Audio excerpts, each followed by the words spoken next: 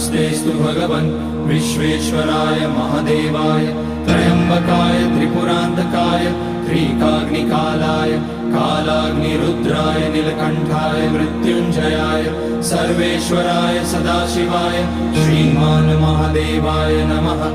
ॐ नमः शम्भवाय च मयोभवाय च नमः शङ्कराय च मयस्कराय च नमः शिवाय च शिवतराय च।